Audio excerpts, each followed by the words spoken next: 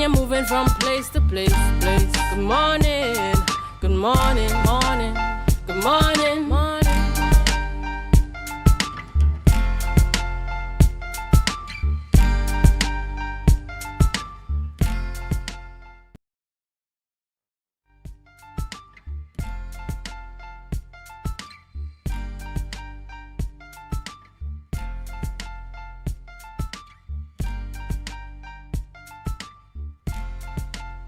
Good morning, viewers, and welcome to the Tobago Updates morning show, coming to you here live from the Port Mall in Scarborough, Tobago. Yes, folks, we continue to give God thanks for life. I am Julian Skeet, and this morning Rhea isn't in with us, so I asked Rhea to keep safe on the outside there, wherever she may be today in the mix. Viewers, we want to thank you so much for continuing to choose the Tobago Updates morning show. Yes, folks, we are just at about 7 a.m.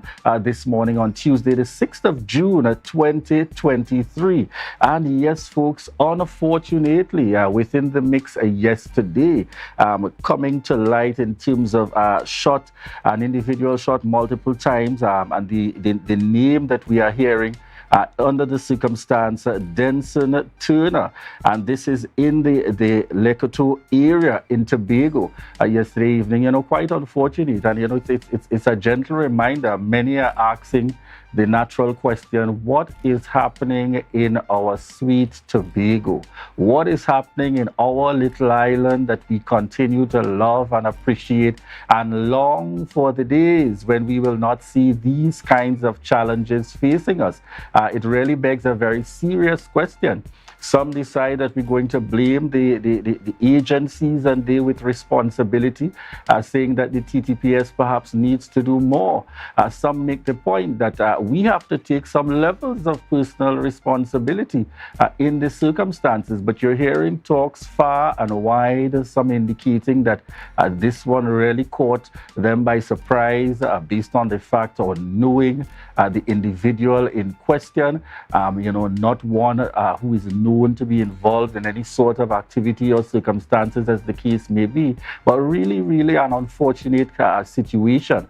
And I continue to pray, and we continue to express that hope in the Tobago that we know, and as that, in the Tobago that we continue to have that level of trust and comfort, and hopefully we can enjoy that sometime again in the near future. But it is going to take all arms on deck, a collective effort, the armed forces, individuals taking on that responsibility. When I see wrong, I am prepared to report wrong, even if it may be under circumstances that I would much prefer not to, but I am prepared to highlight and to report wrongdoings, no matter the circumstance, no matter the situation. Also at the national level, very interesting developments happening yesterday in the Parliament. Once again, the necessary discussions taking place in relation to bills before the Parliament, and we saw walkout again on the part of the opposition. And one would think by now that appears very much to be a political mechanism. When I am not as satisfied, when I have challenges, when I have severe concerns, that is the posturing that is taken on. It's almost equivalent to the unions and others who decide they will do a silent protest, they will come to work, they will work to rule, and you find various means and ways to be able to express those concerns and challenges as entities here operating within Trinidad and Tobago. And similarly, in the context of the Parliament, we saw that yesterday, and it's left to be seen what the eventual outcome in these circumstances will be. Some probably might be looking on and saying, but Julian, don't even waste time. Nothing is going to come out of these things. Nothing actually happens in the long run and the circumstance. It's probably the equivalence of a voice note happening however long and there being no response to it. Nothing comes out of these things, whether it's email gate, whatever the circumstances, depending on how high you are, nothing really comes out of these things. But I'll leave it there for now, and we head on over to news in 90 seconds. Thank you so much, Julian. And here is your news in 90 seconds for Tuesday, the 6th of June, 2023. Tobago records its 7th murder yesterday evening, the death of 42-year-old Denson Turner from Leskoto. According to eyewitness reports, Turner was conducting repairs on his vehicle in his garage near Ibo Gully when shortly before 7 p.m., two gunmen approached him and opened fire. Turner fell to the ground and the men were seen running down the street with their guns. He was later pronounced dead when police officers arrived on the scene. Police have not determined the motive for the killing. However, the incident has sent shockwave through the community of Lescotho. Additionally, the 37th edition of the Tobago Heritage Festival would begin differently than previous editions. The official calendar of event was released yesterday. It will begin on July the 21st with the opening gala, which also includes the Miss Heritage Personality Competition and the Heritage Calypso Monarch in one show. Among two offerings for the festival is the Sea and Pan Festival in Black Rock, the Rum Shop Lime in Scarborough, and the Tobago Harvest Experience in Speyside. The Tobago Heritage Festival concludes on August the 1st with Emancipation Day celebrations. And finally, the son of the late world champion boxer Claude Noel wants a national day named after him. Upon his arrival in the country, Claude Noel Jr. stated that many people were unaware of his father's accomplishments. He said he will do everything in his power to persuade the appropriate authorities to make it happen. Noel was a born Tobagonian boxer who gained world recognition in 1981 after defeating Mexican Rodolfo Gonzalez for the WBA lightweight title. He passed away on May the 21st at the Mount Hope Hospital. His funeral is scheduled for June 10th. And that was your news in 90 seconds. Back to you, Julian. Everybody only worrying. Never ever worry. Don't mind how things looking hard. I tell them never ever worry. If your nice car get damaged bad, I tell them never ever worry. What I'm saying is true. So just consider Tatil is always right here for you. I tell them never ever worry. Don't mind if life make you sad. I tell them never ever worry. If your house get flooded out real bad, I tell them never ever worry. What I'm saying is true. So just consider Tatil is always right here for you. I tell them never ever worry. If sickness catch you off guard, I tell them never ever worry. If times fall on you real hard, I tell them never ever worry. What I'm saying is true. So just consider Tatil will always be here for you. Never worry about a thing. Tatil, where people are people. You know what I mean.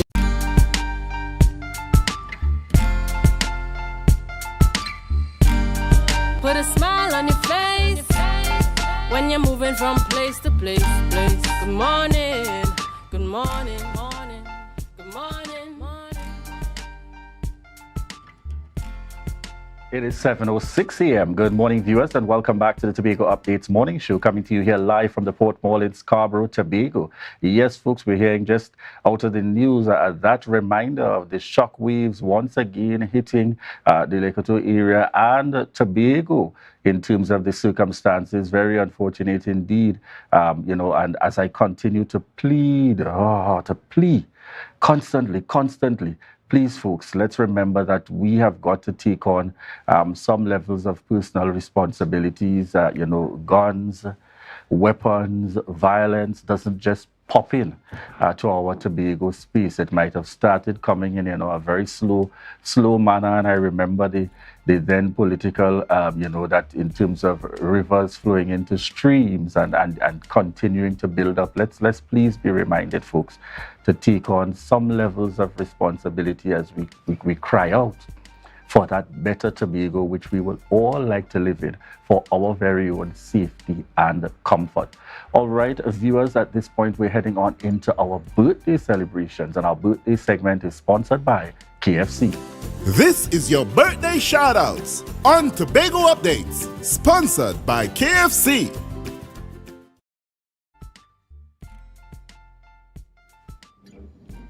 All right, and we get started this morning. Darren Henry, aka Pogo D, wishing you a happy birthday and continued blessings coming from the entire Tobago Updates family. All right, and this morning we're also wishing Kelisha Moore, and this is a happy belated 18th birthday greeting, and this is coming from our loyal viewers, your grandparents Wendy and Arnold Rees, and the parents Melissa and Kelly and Keel Moore, wishing you a happy birthday. We trust that you have indeed enjoyed your 18th birthday celebration, and more importantly that you will continue to enjoy it as you venture into this new phase in life. Continued blessings to you, Kalisha Moore. Birthday shoutouts on Tobago Updates, sponsored by KFC. From the experts that created the Zinger sandwich comes the KFC Crispy Barbecue Zinger.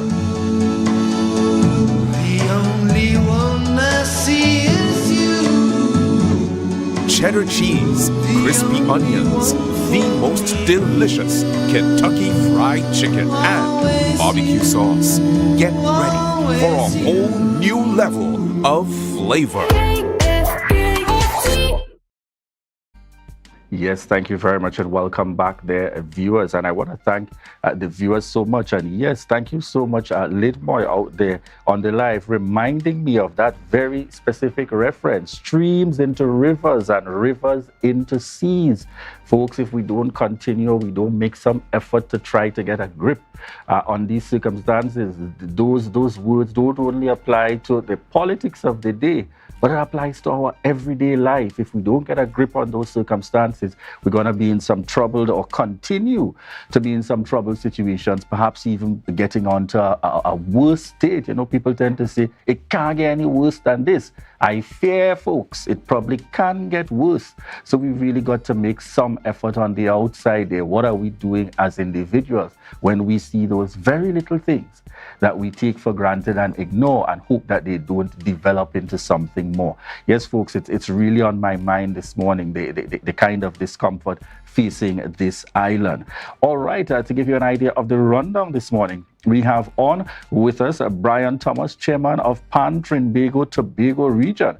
And this morning we continue the conversation, Pan in the 21st century, 2023, and we're speaking to the official results. Yes, so coming up, we will be having Brian Thomas, and he's doing his quick scrutiny there of the results before he gets on to ensure that he's fully reminded of the relevant details. We also have on the rundown this morning, Didan Daniel, chairman of the Tobago Reforestation and Watershed Rehabilitation Program.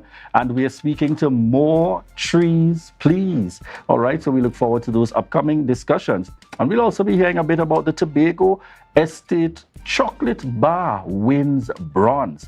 And chatting with us this morning is owner of the Tobago Cocoa Estate, Dwayne Dove. So we do look forward to those upcoming discussions here this morning on the Tobago Updates morning show. And at this point, we wish to remind you, well, let me take the opportunity very much so viewers continue to remind me when you meet me along the way and you speak to me during the course of the day. Don't forget those of us connecting on the live. So I want to shout out this morning, Kenneth Phillips, Pearl Murray Baird continues to be an excellent supporter of the Tobago Updates morning show. Lidmoy Brebner Dillon, Lisel James, QK Melville, Gail Kwashi.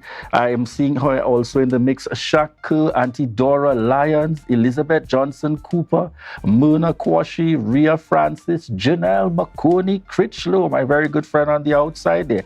Also, another one of my friends on the outside, Linnell Winchester Bryant. We want to say good morning to each and every one of you. I can't go any further on the list. I'm getting cues like crazy. But we just want to make sure and shout out each and every one of you that continue to choose the Tobago Updates morning show, making that right choice each and every morning. Thank you. Thank you for your continued support. All right, at this point, viewers, we head on into Tobago in Focus.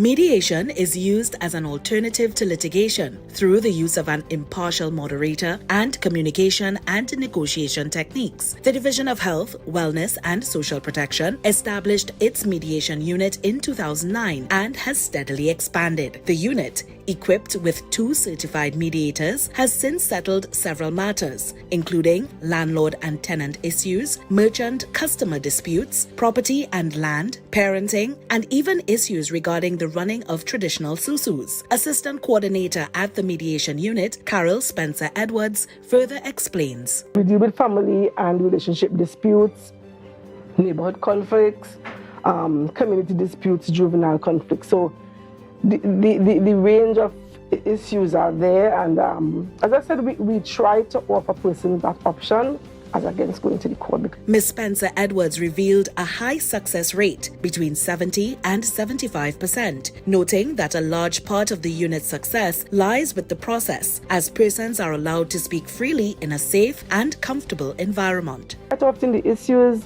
that they deal with or that they're dealing with is not out of the ballpark. It's just that maybe sometimes not able to sit and express themselves. And sometimes you need somebody there to say, here's what, let's start with, or hold up, give her a minute, or hold up, give him a minute.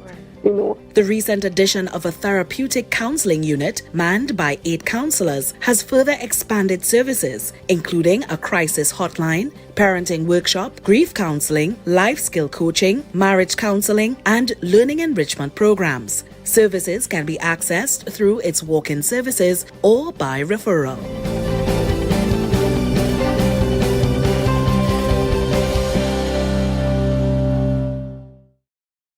Morning viewers, and welcome back to the Tobago Updates morning show. It is 7:14 a.m.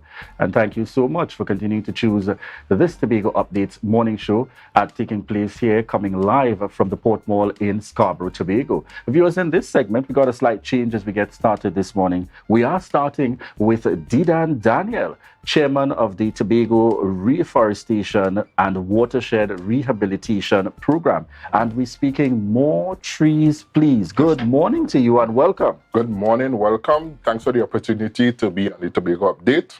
All right. So as we get the conversation started, tell us about this initiative, More Trees Please. Well, this initiative, which actually started last week with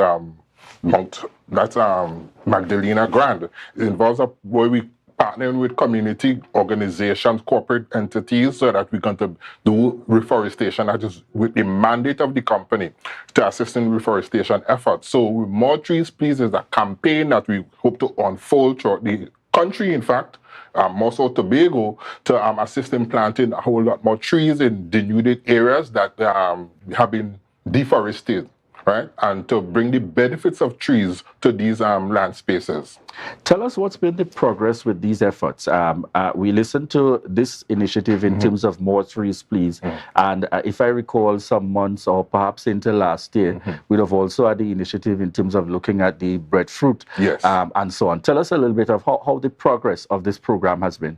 Okay, it has been going in steps. Let's talk about the breadfruit first. So what we did, part of the emphasis in terms of to assist with food security, that's our the linkage we want to have. We promoted the breadfruit, and so we partnered with the Trees That Feed Foundation out of the United States, and we brought in under 600 breadfruit plantlets into the country, and we have them maturing and so on at the tissue culture lab up in Goldsboro. When it has reached a stage where that it could go in the ground, we're going to be partnering with organizations to put them in the ground, and so that you're going to help in the food security effort. Breadfruit is one of the plants that we focus on, but it's the primary one for now.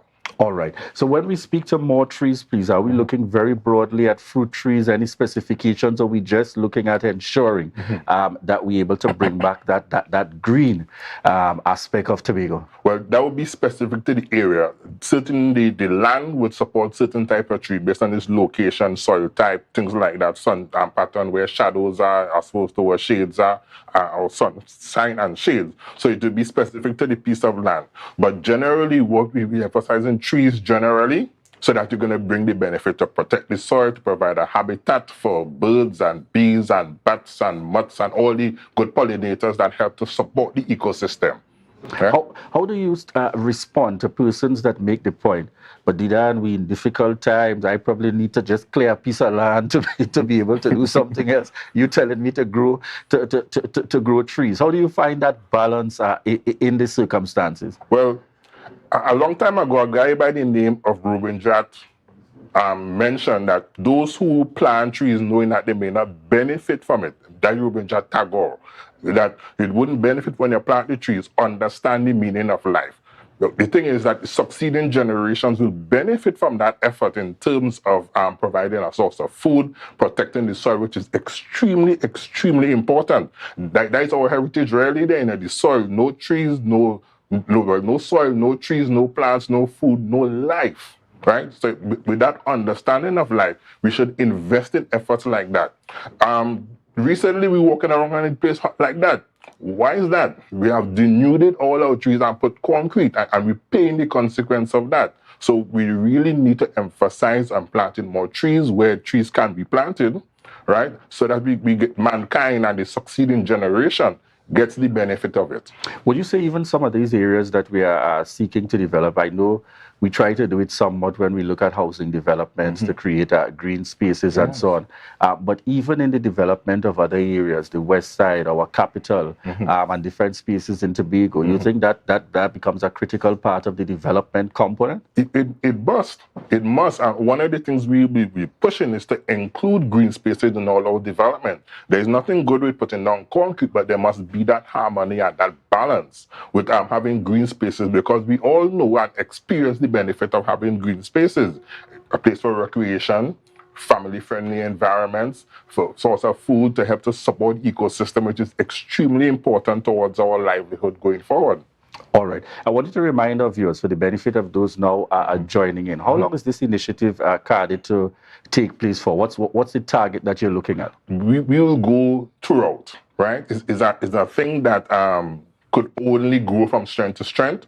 Like I said, we want to partner with corporate organizations, community organizations, and we're talking, what we're going to be doing shortly on the 8th at the Pigeon Point Heritage Park, and we'd like to thank the board and management of that organization for partnering with the Tobago Reforestation and Watershed Rehabilitation Program to do this type of event. And we want to invite other corporate organizations to partner with us. So we'll say more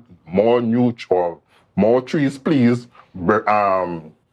Buku Integrated Facility, or maybe Shaw Park, or whoever organization that we will partner with in the future to put down more trees. So this one we're dealing specifically with Pigeon Point Heritage Park, and again, gratitude to them for partnering with this initiative. But it's something that we want to have go on as long as people see the need to, or we see the need, or continue to see the need to, for having more trees in our space. Whether it be fruit trees, trees that's for protecting the soil, and doing all the other things that help to support the ecosystem. How does this coordinate in terms of the broader ecosystem, specific at that to things like our mangrove and so on that we hold so dearly in Tobago? Well, part of the mandate of the company has to do with watershed management, and as you will know, that watershed usually is located close to mangroves and so on. We need to protect the mangrove because we know that the environmental function that it serves in terms of protecting the environment is a habitat for crabs and different fish and that type of stuff. It also helps to protect the land beyond the sea from flooding and so on. It's a nice natural sieve. It's a habitat for birds and that kind of stuff. So it's really important to do that, because one of our partner organizations, we had a discussion and we recognized that the crab population is reducing. And you notice when you go by the market to get crab, they're getting smaller and smaller, right? Because they're not replenishing as fast enough. So having the habitat for that is extremely important if we want to enjoy our crab and dumpling in the next 50 years. Going right down indeed. Tell us about the future prospects for this Tobago Reforestation and Watershed Rehabilitation Program. What can we look forward to in the short and long-term future prospects? And I want you to simplify it as much as possible for the benefit of those who are downright not into the environment and basically, sometimes not always clear what's the purpose and direction of the organization. Right. So in terms of the direction of the organization, as the name suggests, is about reforestation. It's about watershed management. We're looking to rehabilitate it. And one of the key components of our program is the social element. We do have cohorts of workers who are attached to the 3 areas in which we operate: Argyle, Bell Garden, and Speyside. And so what we have done in the past and we'll continue to do is to have to work on the person. So we have a social worker attached to the program. So they'll do certain things like needs analysis of the persons to find out how the prospects in life and how they could develop. Social enterprises are an integral part of it. So when people exit the program, they would have developed with the skills that they need, whether it's numeracy, literacy, entrepreneurship, agriculture, nursery management, all these kind of skills areas, so they could build themselves, to build their individual capacities to do what they need to do in life. But further than that, as it relates to the environment, is to help to increase forest capital, right? To have agroforestry systems, so that is where you're integrating agriculture with forestry systems so that they have a nice harmonic balance other than having monocultures, right? So we're pushing that. We're also looking at about watershed management in terms of flood mitigation. We want to embark on a program where we're doing vetiver grass to help us in flood mitigation. And some of the prospects we're looking forward to from September of this year, we're going to be partnering with another reforestation group in Trinidad, where we're going to have a hike and plant event, where persons from Trinidad and Tobago will converge at a certain site to be announced, and we will go and just plant a lot of trees to help in areas that has been denuded of forest cover. So you're going to provide shade for humans, you're going to provide a habitat for birds, bees, all the pollinators, and so on. Excellent. Certainly a work being cut out. Yes, certainly. In that direction under the circumstances. All right, we want to say thank you very much. In closing, contact information of persons wanting to reach out and to connect with the program. Well, you could visit us at we are currently 2 locations at the Botanics Gardens. We have an office there, and we're also located at Milshave. Right? You could contact us. You could go on our Facebook, contact us on Facebook, or you could contact us through our URLs, which is www.tobagoreforestation.org. Right? You could contact us on those websites and so on, and you get more information on the company. All right, excellent. Thank you very much there, folks. Didan Daniel, chairman of the Tobago Reforestation and Watershed Rehabilitation Program, this morning joining us, giving us information on More Trees, Please, and speaking to those initiatives. And yes, folks, a gentle reminder of how crucial this is in terms of our environment. And if we really want to see the kind of clean, green Tobago that we preach and we promote, really being able to see the years beyond now. It's not just about the now, but preparing for down the road under the circumstances. All right, at this point, viewers, we head on out of break, but just to remind you that this is your opportunity to share the live, share the live, share the live. Glass Supplies has been a leading name for over 37 years in the glass and aluminum market in Tobago. We provide an extensive range of high-quality, innovative aluminum and glass products for commercial and residential use. Competitive prices with superior and professional services by committed employees who are guided by rigid quality standards. Tobago Glass Supplies specializes in the manufacture and installation of glass and aluminum products that are essential to today's homeowners and the business environment. We are engaged in marketing, sales, and installation of a variety of products. These ranges from windows and doors to necessities such as mirrors for homes and vehicles, designed and manufactured in-house or imported.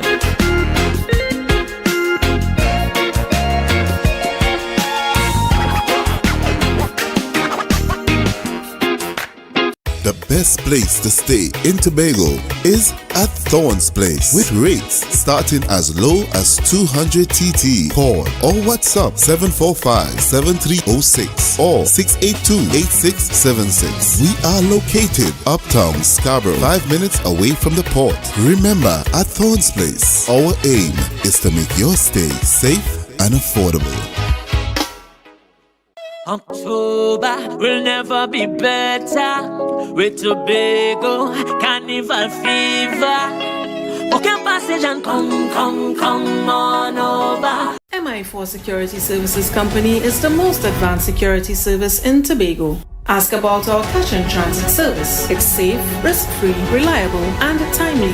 We provide safe banking delivery for all business types and sizes with highly trained staff, 24/7 monitoring, coordinated emergency response, and a well-maintained fleet of armored vehicles. Contact us at 660-7723 or visit our website at www.mi4securitytt.com to sign up today. Welcome to Limage Parfait Day Spa, your urban oasis and wellness center. Our services includes massages, treatments, facials, pedicures, weight management, detox programs, and much more. Call us today at 624-1452 or 720-7474. Trinidad locations and Bonacore, Tobago at 273-7772. Let us treat you like the VIP you are.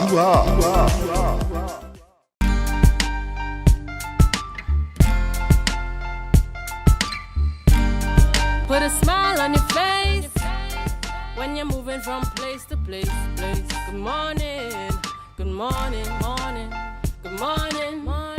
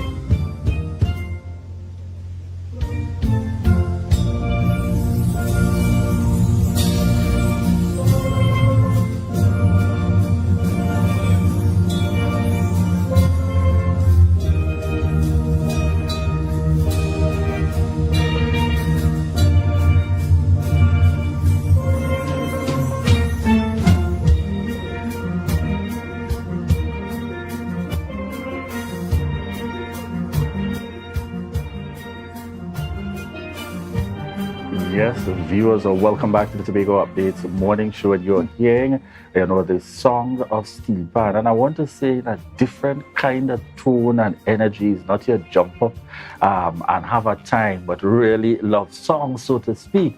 And we make the connection to on set with us, Brian Thomas, and certainly just been here a few days ago speaking to, the involvement with PAN in the 21st century. And we're speaking at this point to the official results coming out to date with these initial rounds. Good morning and welcome to you. Good morning, Julian. Nice to be here again. Yes, and I wanted to start, let's speak to those videos, well, in the coverage. Let's start with the very first one that we would have seen here. Well, Tobago has done it again, has done us proud. So we have 3 bands qualifying for the finals coming Sunday. The first video we saw Metro Stars in the Pandong Memory Lane category qualifying. The in the other two videos, we had Our Boys Steel Orchestra, which qualified in position number 4, and Cats and Jammers tying for first, going into the finals. Right, so again, the bands have done us really, really proud. Certainly, and we want to also take the opportunity, I don't think we saw, but the arranger for the very first, tell us about the arrangers. Right, so the arrangers for Metro Stars is our own Kirsch Ramsey, out of Black Rock. For Our Boys, we have our own Roger Sardina also. He's a veteran in the game, and this kind of competition is his field. So where you have Our Boys doing very, very well in that competition. And then we have Cats and Jammers, although it's not a Tobagonian that did this song, Mr. Sheldon Peters, but he has been with the band for a very long time as the drill master for the Panorama. All right. Yeah. Tell us specifically, I note with the Our Boys, when we saw the video, that paying homage and recognition to the late Patrick Arnold. Yes. Tell us a little bit about that and his significance and association with Our Boys. Well, Patrick Arnold was one of the founding members of Our Boys, and which is one of the oldest playing steel band in Tobago, between them and Cats and Jammers, one of the oldest playing steel band in Tobago. And as I said on my last visit, that this year's competition is paying homage to the late Patrick Arnold, and we can see that they have the picture there to signify that, because he's an Our Boys member and founder. All right.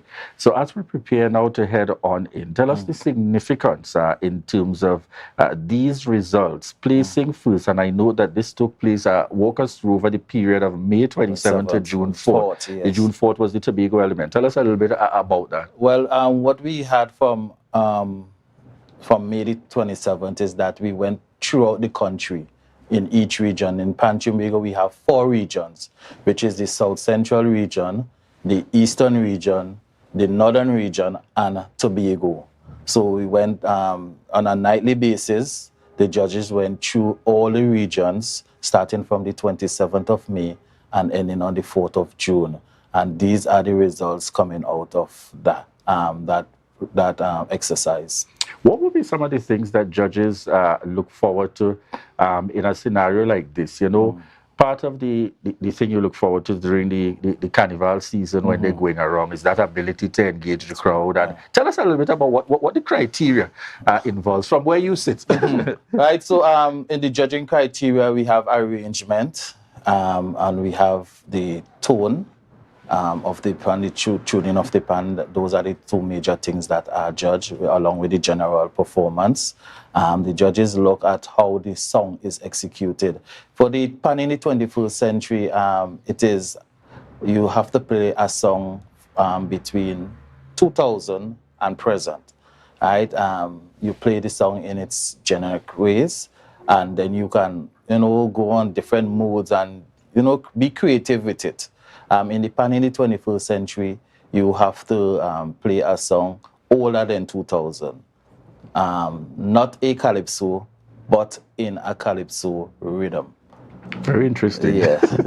Very interesting. Those are the 2 criteria. All right. And what was the response like in terms of supporters? Because it seems to be a very big thing in terms of steel band, where it's not just about the players and the arrangers, but supporters feel as though, and I've had some of my friends who are diehard, and they will tell you, I have to be there. Right, so it's called, what we call it is a steel band crawl. So you go from pan theater to pan theater. And the excitement is, one of the excitement is, as a band finish play, the excitement is to get to the next band. And when you see it, you have to experience it to have the real feeling of it. It's very exciting. It's a socializing event. You can walk with your coolers, you walk with your food, you meet up with old friends. You can share rides. Sometimes you get one transportation, to avoid the traffic. And so it's a really social event. It's not just judging from Panten to Panten. It's not just about the music, but a social event also. All right. So let's chat a little bit about the bands that will be going into the finals beyond just the Tobago bands. And if we could just pull back up those results in terms of how many of the bands will be going forward. So a little bit about the contenders that will be coming up against. So we had 33 bands in this category taking place, and the first 12 will be going through. As you can see, NGC, Cuba Joylanders and Cats and Jammers tied for first place. Nutrient Silver Stars coming in third, along with First Citizens, Supernovas, Steel Orchestra, Heritage, Petrotrain, Skiffle, and you hear the names that going down. Then we have Our Boys, and it's nice to see that our bands can match up shoulder to shoulder with these bands in these categories with these big sponsors. Right. So those would be the ones going forward into the finals. Yes. All right. Tell us a little bit about where's the finals going to be taking place, just to remind our viewers. Right. So the finals will be this Sunday, the 11th of June, at the Queen's Park Savannah at 6 p.m. We have tickets general at $200 and special reserve at $400. You can get tickets at the Savannah, at the ticket booth at the Savannah. Also, we have Island e-tickets. You can get it online.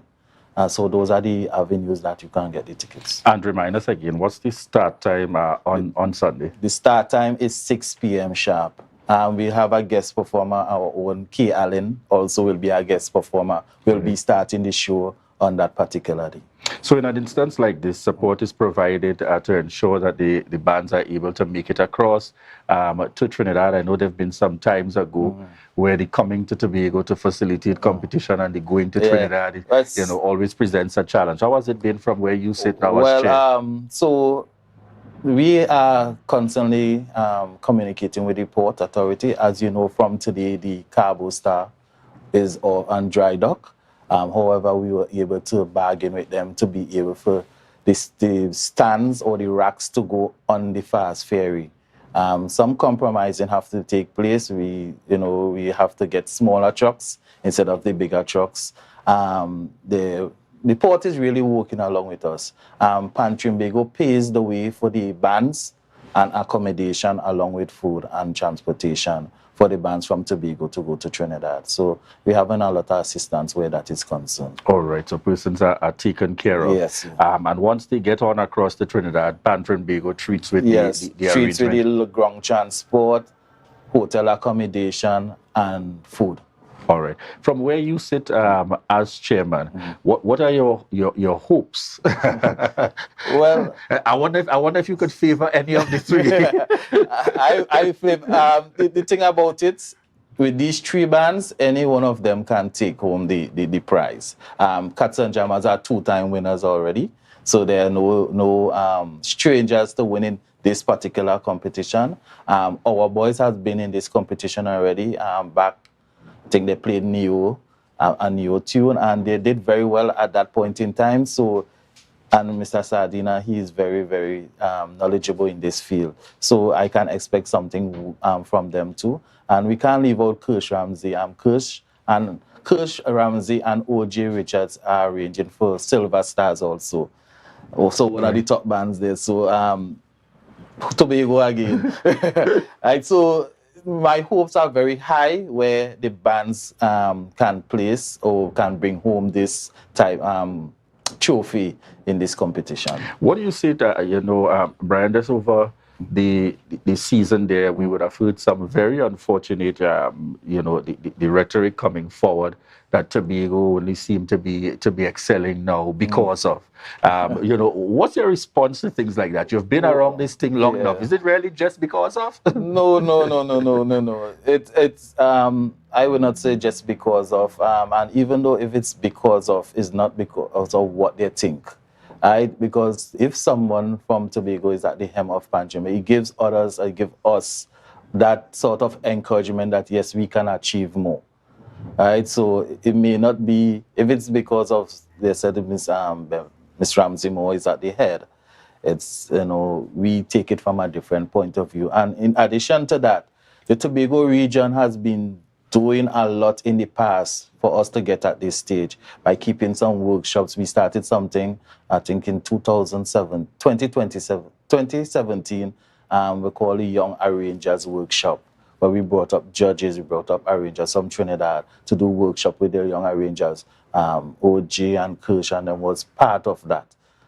So we are now seeing the results of what we did in the past. So it's not just because of certainly, and it's important to be able to remind the population about that, because at the end of the day, I think one of the valid points and learnings is that even to sit at the helm, whether it be Tobago region or even if you're looking at the national level in terms of Pan Trinbago, you got to start with a pan side in the first place. Yes. So you've got to start somewhere as a member. Of course, you have to be a member of the organization, of a pan side, and then a member of the organization for you to be. All right. Tell us very quickly before we wrap this morning, what can we anticipate the future of Pan Trinbago and more specifically the Tobago region? Some of your projections, hopes and aspirations as chair? Well, we have a lot to look forward to. Upcoming in the next 2 months is we're going to have Pan Month. So we're going to have some activities during that time. Also, I am really want to put in some more of workshops and training for the upcoming players in the island. So on the success of the younger arrangers like Kirsch and OG, Michael, Toby, Keishon, Julian, and them, the younger ones that seem to be more interested. And so I'm going to facilitate workshops to guide them in the right way. We have the Tobago Carnival coming up also. We want it to be bigger and better. We have Pan and Powder and Pan on the Waterfront. So those are 2 big events that we are looking forward, start the planning for the upcoming Tobago Carnival. I really like the particular effort to ensure that Pan is something people can enjoy year-round. Yes. And not just limited to what might be our national carnival period or so. And that gone are those days. Excellent.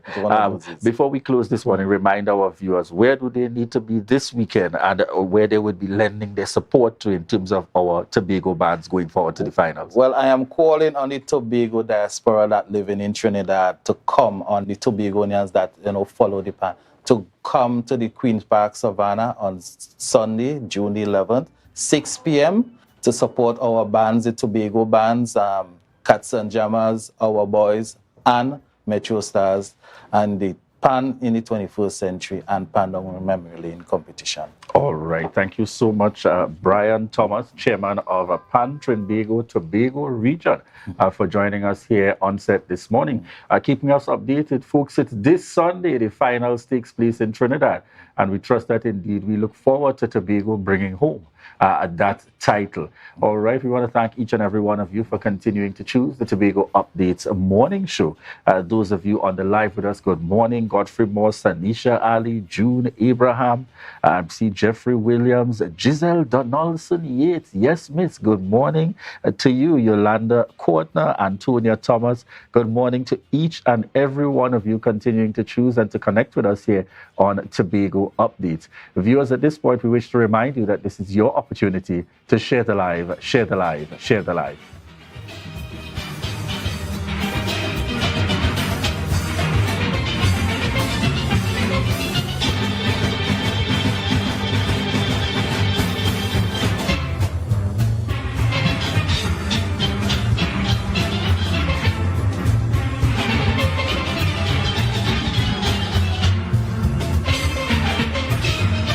You can now get whatever you need whenever you need it anywhere in Tobago with Tobago. Your meals, medication, groceries, and shopping all delivered directly to you. No more hassle, no more stress. Get the Tobago app today on Google Play or Apple App Store. That's TAPPOGO, and let us deliver to you. Check our website at www.tapogo.app or call the experts at 494-TOGO and 484-4746. Tobago.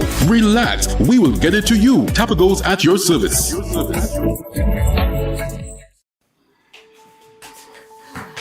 Yes, be careful.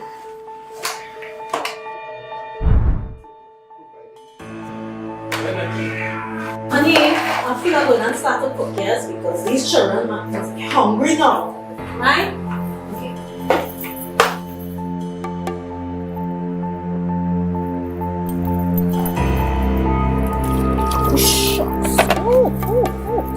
These plugs, oh my gosh.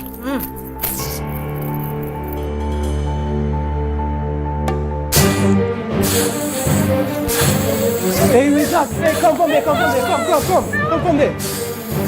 What's going on in here? Oh God, I should have buy exhibition, boy. What would you do if this happened to you? Dial 990 in case of fire emergencies and always have a serviceable fire extinguisher ready and available at all times. Coconut's Cafe, the buffet restaurant that specializes in all your tasty local dishes. For breakfast and for lunch. Breakfast includes coconut bake and sada roti, served with chokers, bull joil, and sausages in tomato sauce. Not forgetting beef and cheese pies, shepherd's pie, macaroni pie, and rice in various styles. Meat served in a variety of flavors, garden salads, and pasta salads. All this accompanied by fruit juices, coconut water, your choice of a great combination to appease your taste buds. So call us today to order, as we are here to accommodate your busy schedules or if you are having a cooking day off.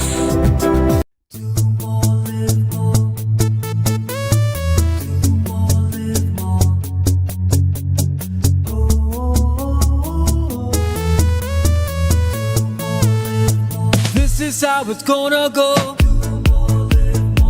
They better look up and look, 'cause this is your show, and everybody's gonna know. Say it to them once again. They better look up and look. This is your show, and everybody's gonna know. That's how it's gonna go. They better look up below, 'cause this is your show. Johnny, Call do something. fire. What's the number? Oh God. Fan emergency, good afternoon. You said the building is on fire. Are there any persons trapped? 4 persons. What is the address of the call, ma'am? Number 4, Candy Drive, Pier Road. Can I have your name, please? Miss Bihari. Thank you, Miss Bihari. I'll be dispatching an appliance. Central Control from Fire Control. Go ahead, Fire Control. Central Control is really over. Central Control, have a plans and crew. Respond to our residential fire. Same is at number 4, Candy Drive, Pier Road, Chabonas. 4 persons are trapped, 2 adults, 2 children. They were unable to make contact with fire service, so she called on their behalf. Transmission received loud and clear. Operator at Central Control, 3463. Firefighter Wiley, Central Control. Create an evacuation plan for you and your family and practice your escape.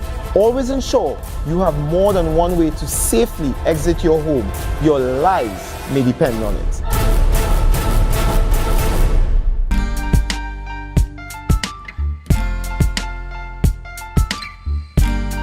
Put a smile on your face when you're moving from place to place. Good morning, good morning, morning. Yes, good morning, viewers, and welcome back to the Tobago Updates morning show, coming to you here live from the Port Mall in Scarborough, Tobago. Yes, folks, in this segment, we have the opportunity certainly to hear from you and to connect with you, members of the viewing public, each and every one of you. And I want to indicate, as we continue the conversation here this morning, yes, folks, and I know some persons would have communicated with me indicating it would appear that this circumstance in our Tobago space, has made me quite uncomfortable for the simple reason that it appears very much commonplace now that you can be an innocent bystander and still suffer under the circumstances. And it's very unfortunate. It's very unfortunate for the simple fact, I just think of the impact on the families and going well beyond those circumstances, and you continue to stress and to impress as far and wide as we can. And you ask the question sometimes, and you pause and you wonder, where is Tobago heading? Where are we heading currently under these circumstances? And I feel like we're at a point where it isn't simply enough to just blame someone. We have got to take a very conscious effort.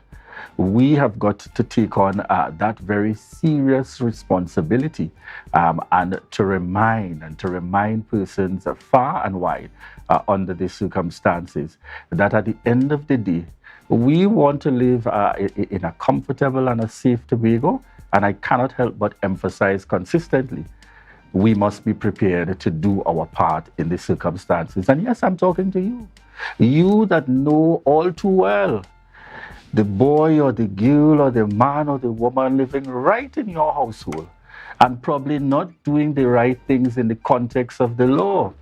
But you choose to look past it. You choose to overlook it under the circumstances because of the close relation and hope that it never escalates to something too serious. And while it may never escalate for something too serious to you on your side of the family, let's never forget that it may ultimately affect another in the circumstances. Folks, we continue to pay very close attention to the happenings. We want to also indicate, we are also looking on the national scale as we anticipate the upcoming local government elections. And I want to say or to make the comment, it would appear that we are awaiting a date to be announced in terms of local government elections, but it appears that political parties are certainly moving in that direction of readiness under the circumstances to be able to, I dare say, call for victory or make every effort to have victory at the local government elections.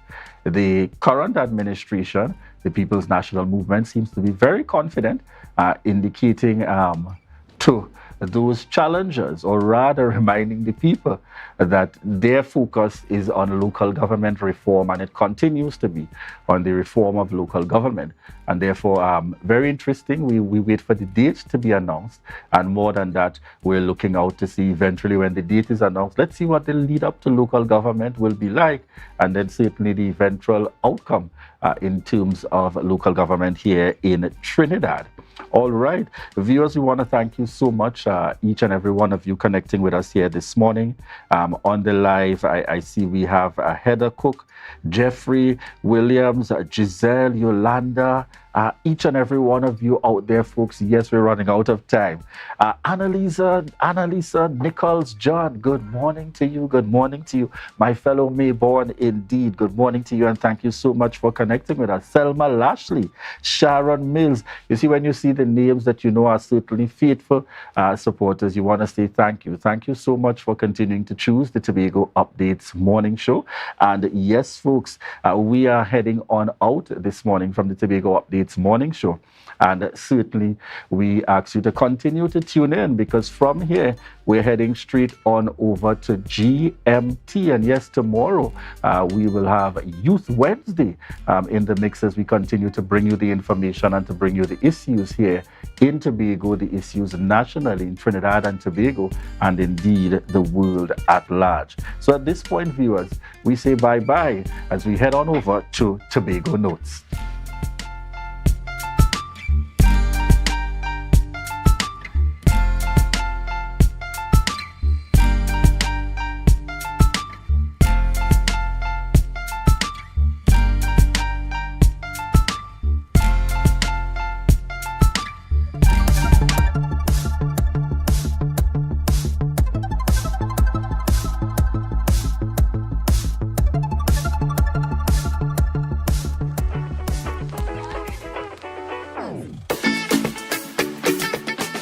Hey, I'm last off the bus today, and that's only because I'm rolling with the Commonwealth contingent that's on the island to tour some of the facilities and accommodation ahead of the 2023 Commonwealth Youth Games to be held in August. So stay with us, it promises to be fun.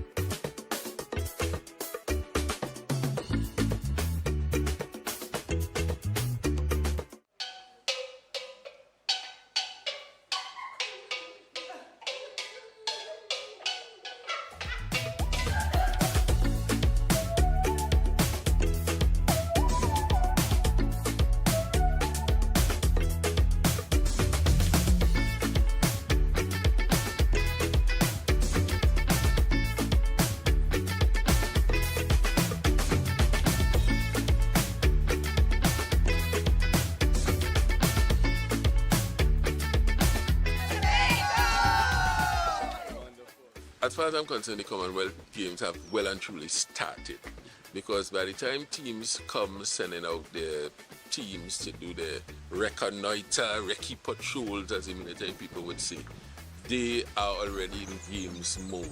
They want to find out what the hotel accommodation is like, what the playing facilities are like, what the playing conditions are like. They're enjoying it, they're enjoying the experience so far, and also they're doing some serious work, because they are doing formal reports and everything that they've seen, and so far everybody seems to be satisfied. Everybody loves the hotels. We even getting there saying, oh, I want to come here, I want to stay here. They prefer to be over here for the games. They're really excited about the saying at the Magdalena and Mount Irving, and they love the Boko atmosphere, all the shopper facilities. It's the first time I've been to Tobago. I really enjoyed the entire site visits, the facilities, the accommodation. Everyone was very nice, everyone was very accommodating. The venues are acceptable. The island is beautiful, it's clean, it's refreshing, it's everything. It's one of these places that's like a little piece of paradise. Although I'm from Barbados and that's paradise, but it's a little piece of paradise. So this is the feeling of everybody. We have Guyana, Canada, Kenya, Northern Ireland. So that's how we felt. We had a really good time today. It was a really fun group. We had a great time. It has me even more excited about what's to come in August for the Commonwealth Youth Games Tobago 2023. And of course, it's from August 2nd to 12th. So you don't want to miss it. And we at the Information Department will be keeping you abreast of all the happenings leading straight up to the games. That was a production of the Department of Information, Office of the Chief Secretary, Tobago House of Assembly. Yeah. Hey. Tobago updates. Good morning, Tobago. Wake up with Candace and Denasia. Let's go. It's a brand new morning. Rise up to a brand new dawning. As the passion start to rise, the energy fill the skies. I say thanks for favor to wake up and hear me neighbor. 60,000 people strong, and the vibes is never wrong. We are beauty, we are power, we are people in the Good morning, and welcome to Good Morning Tobago right here on Tobago Updates, guys. It's always a pleasure to be sitting in this seat, and when you see me here, you know it's because we're having those conversations that you want to have to get your morning started, and I'm asking the questions that you want asked. Now, this morning, before we kick off our conversation, we are going to get into our news in 90 seconds. So Tobago recorded its 7th murder yesterday evening. That's a 42-year-old Denson Turner from Lescotho. According to eyewitness reports, Turner was conducting repairs on his vehicle in his garage near Ibo Gully when shortly before 5 p.m., 2 gunmen approached him and opened fire. Turner fell to the ground, and the men were seen running down the street with their guns. He was later pronounced dead when police officers arrived on the scene. Police have not determined the motive for the killing. However, the incident has sent shockwaves through the community of Lescotho. Additionally, the 37th edition of the Tobago Heritage Festival would begin differently than previous editions. The official calendar of events was revealed yesterday. It will begin on the 21st of July with the opening gala, which also includes the Miss Heritage Personality Competition and the Heritage Calypso Monarch Show. Among the new offerings for the festival is the Sea and Pan Festival in Blackrock, the Rum Shop Lime in Scarborough, and the Tobago Harvest Experience in Speyside. The Tobago Heritage Festival concludes on August the 1st with Emancipation Day celebrations. And finally, the son of the late world champion boxer Claude Noel wants a national day named after him. Upon his arrival in the country, Claude Noel Jr. stated that many people were unaware of his father's accomplishments. He said he will do everything in his power to persuade the appropriate authorities to make it happen. Noel was a Tobagonian-born boxer who gained worldwide recognition in 1981 after defeating Mexican Rodolfo Gonzalez for the WBA lightweight title. He passed away on May the 21st at the Mount Hope Hospital. His funeral is scheduled for June 10th. Guys, that was your news in 90 seconds.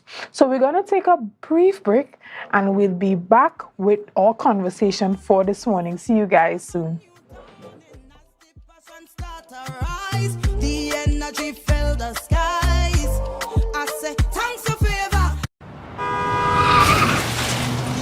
Everybody only worrying. Never ever worry. Don't mind how things looking hard. I tell them never ever worry. If your life can't get damaged bad. I tell them never ever worry. What I'm saying is true. So just consider Tatil is always right here for you. I tell them never ever worry. Don't mind if life make you sad. I tell them never ever worry. If your house get flooded out real bad. I tell them never ever worry. What I'm saying is true. So just consider Tatil is always right here for you.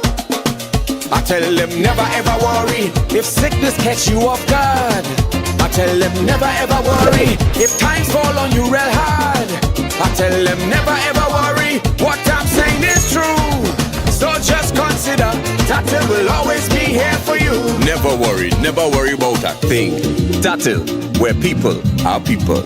You know what I mean. Coconut's Cafe, the buffet restaurant that specializes in all your tasty local dishes. For breakfast and for lunch. Breakfast includes coconut bake and sada roti, served with chokers, bull joil, and sausages in tomato sauce. Not forgetting beef and cheese pies, shepherd's pie, macaroni pie, and rice in various styles. Meat served in a variety of flavors, garden salads, and pasta salads.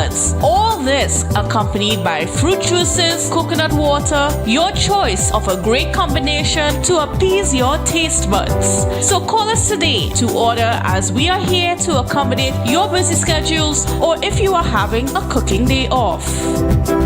October will never be better with Tobago Carnival fever. Book your passage and come on over.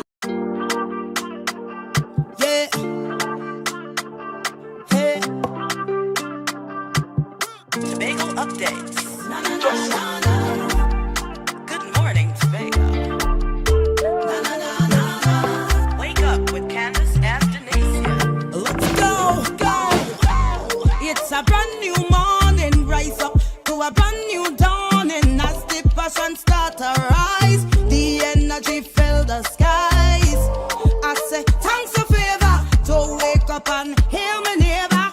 60,000 people strong, and the vibes is never wrong. Morning and welcome back to Good Morning Tobago and Tobago Updates, guys. As I said before, we're going to get into some conversation this morning, and this morning I have the privilege of chatting with Mr. Marlon David, who is a THA Executive Coordinator in the Office of the Minority Leader.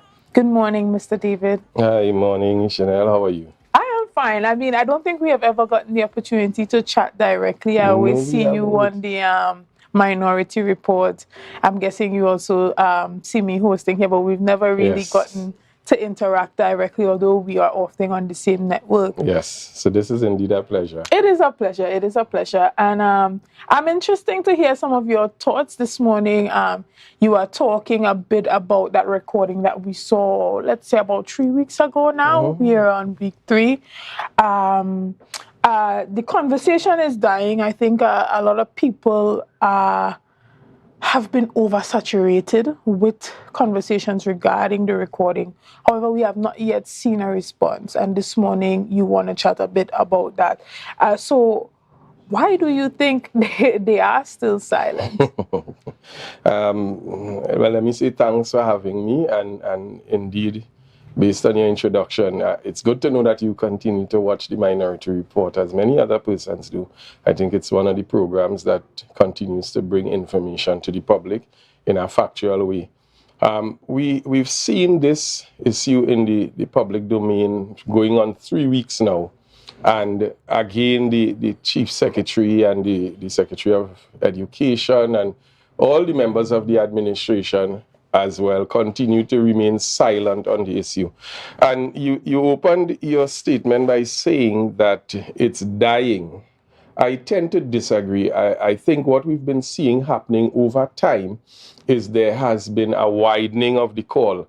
Many of the persons who have been involved with this administration intimately, even from the campaign stage, we've now seen them come out into the public fore and make calls for them to break their silence, to come to the public, to account to the public, because this is what this administration would have campaigned on: public accountability, involvement, inclusiveness, and so on. Additionally, they would have also campaigned on a no tolerance for corruption mandate.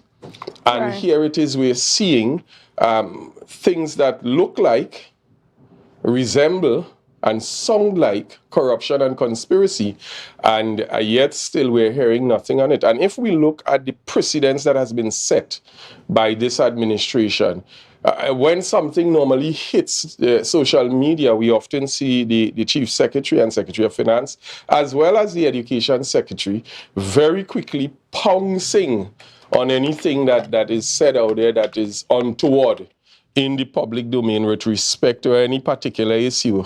However, since this recording broke, we've seen a dance, we've seen a hiding, we've seen a pulling back, even when questioned by the media, the very media who we know that this administration loves.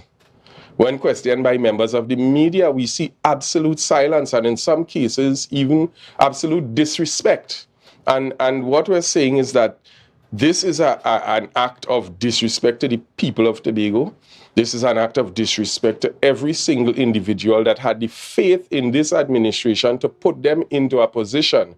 And the issue here is not just the content of the recording, but the absolute and flagrant disregard by these people who are in leadership to come back to the public and say, hey, this was my voice, this is not my voice, the content of the discussion was this, the content of the discussion was that, and this is why this discussion was taking place. Something, say anything. Right.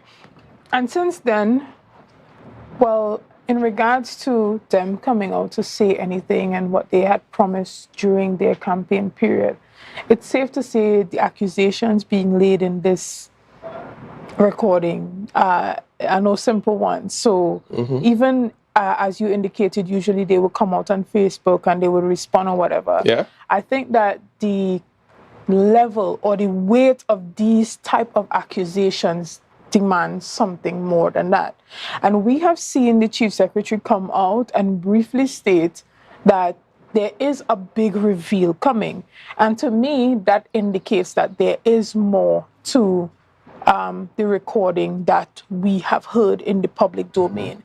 I mean, just going off of my general knowledge or my common sense, I would say, I know that a Chief Secretary, a certain Chief Secretary and a Secretary would not leave their homes, their office, their constituency to have a conversation for 2 minutes. Exactly. Which was the length of the tape. So it says to me that there was a lot more that was discussed. However, we, the public, we are only exposed to whatever the recording represents. Now, we are not sure because it has not yet been authenticated whether or not that was the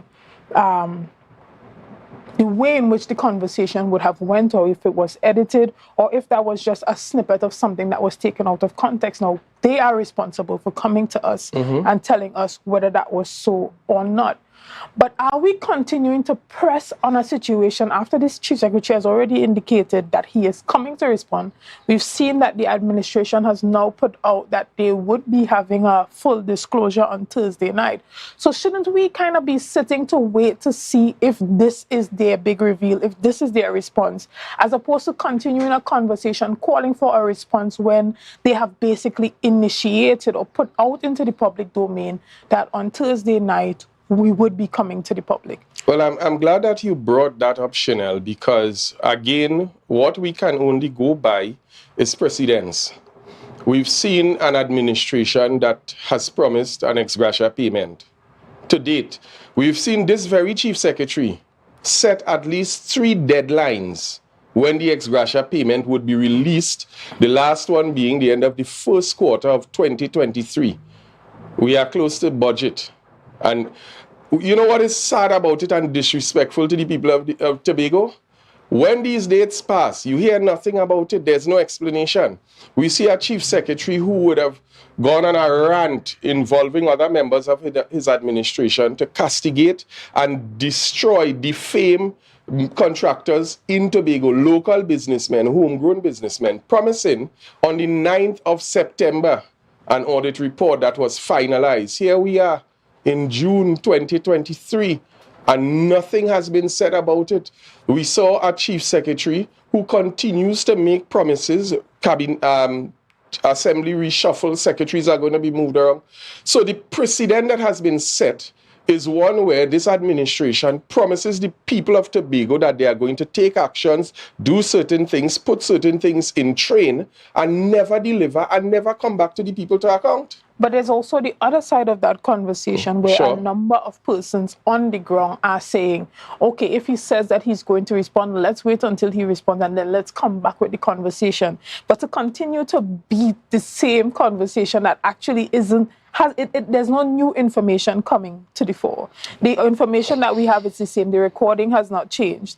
It's the same recording. So to have several conversations, several interviews, several articles that says, okay, we are calling on you to respond after he says he would respond, should we not be waiting until a response comes and then have the conversation as we analyze the response that he brings to the fore? So let me refer to how I began this morning. I said that what we're seeing is a widening of the call. A number of persons are now getting on board. I saw recently Clyde Weatherhead. We see Dr. Vanas James. We saw former head of the public service, Reginald Dumas. We saw Anthony James. And these are all prominent voices in Tobago. So I'm saying that there's a widening of the call. Now, the reason why this call is constantly increasing is because the silence is deafening. And I mean, the chief secretary loves to quote scripture. And so I will say this morning, the Bible says, if you spare the rod, you will spoil the child. And what we're seeing here is children in an administration who are reckless, who have no care for due process, who have no care for order. And the court of public opinion must not spoil the children in this administration. They must continue to hold them accountable. They must continue to present the rod of correction to them until they align themselves or until they decide that we took a job that we cannot handle and step aside. You see, this is bigger than just, and some people are trying to make it about politics and victimization and trickery. This is bigger than that.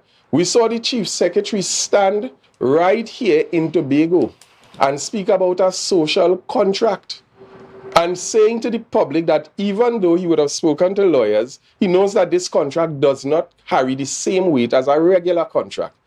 Now, having said that, it means therefore that it's not a contract that you really had to do. But you still came to the public and said to them that we are agreeing to sign this social contract, which gives you the opportunity to hold us accountable. So here it is, a situation has occurred, and the Tobago public, the voices in Tobago, continues to call for accountability. And that cannot be seen as a tiring call or that let us just wait. No, the chief secretary and his team are the ones who set the bar with respect to this. They said they have a zero tolerance or a no tolerance policy on anything that resembles corruption. However, but saying that this is not political is quite an oxymoron, because most of this recording release came from most of these PNM related fake pages that are on Facebook. We saw an entire campaign roll out in relation to the recording. So to say that it is not political when there was basically an orchestration behind it, if you look at the series of events that has happened in regards to the press release that went out from the PNM administration, as well as the entire press conference where even the the representative for Tobago West in the parliament, Shamfa Kojo, she made her presence felt in Tobago, and we're not even in the middle of a campaign season. So we could see that it was... Are you sure? Yeah. Because the recording said that they want to continue campaigning, eh? Okay, I thought you were going to talk about the local government election. But yes, so it says that this issue is highly political from any standpoint that we want to look at it from. When I said political, and I followed it up by saying trickery. Now, again, let me take the opportunity to explain to you and Tobago the role of the minority.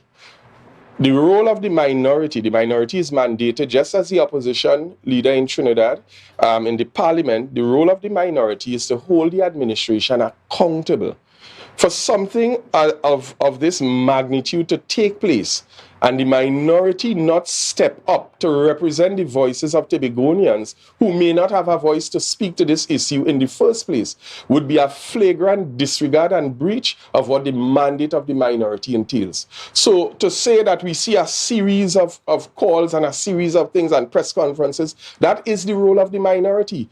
If the minority remains silent on issues, then what we have is a continuation. Now let me put this out there. Many things that we have heard take place within the public domain in Tobago, had it not been for the minority doing its work, doing the research, and presenting the information to the public, you would not have known. There are several instances that I can call now, that if the minority, and you know what's the thing with this, Chanel? Tobago is now seeing how a minority is supposed to work. This is what is supposed to be done. Proper research and presenting the facts to the public, and let the public determine if this information is worth latching on to or not.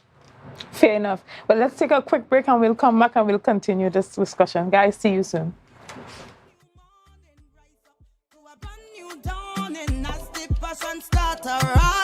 The energy filled the sky.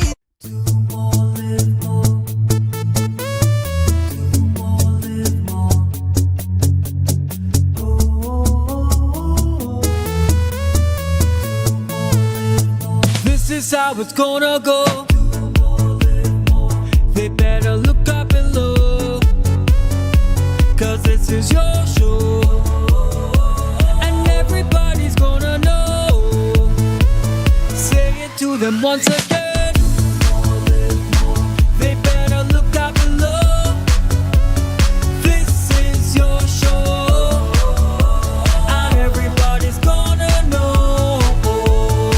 That's how it's gonna go. They better look up below, 'cause this is your show.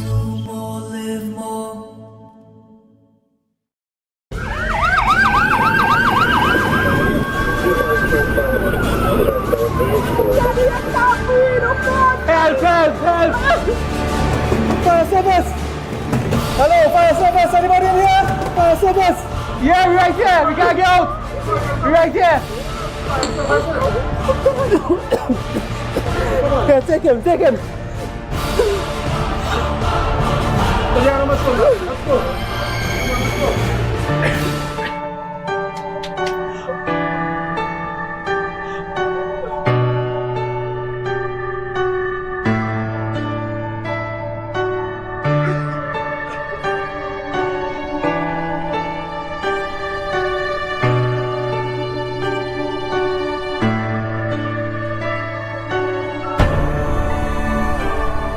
Thank you for saving me. You're my hero. Together, as we face the challenges during the new normal, always remember that fire safety begins with you.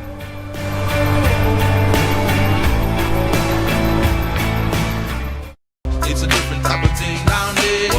And we party till we drop down there. With a lot of pretty girls down there. Down in Tobago. Yeah. Hey.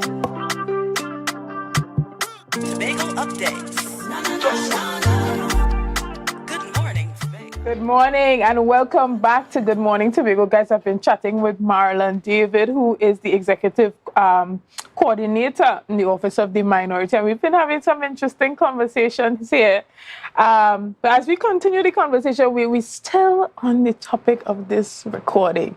You know, some people are saying, let's continue, let's charm them until they respond.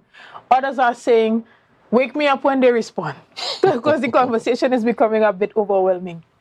However, one of the questions I want to ask you, because when we look at it from a 360-degree angle, the conversation that we have not yet been able to authenticate whether it happened in that chronological order, if the video or the audio was edited, if they took some from the beginning of the conversation and some from the end and some from the middle to create a narrative that suits the PNM's agenda, right?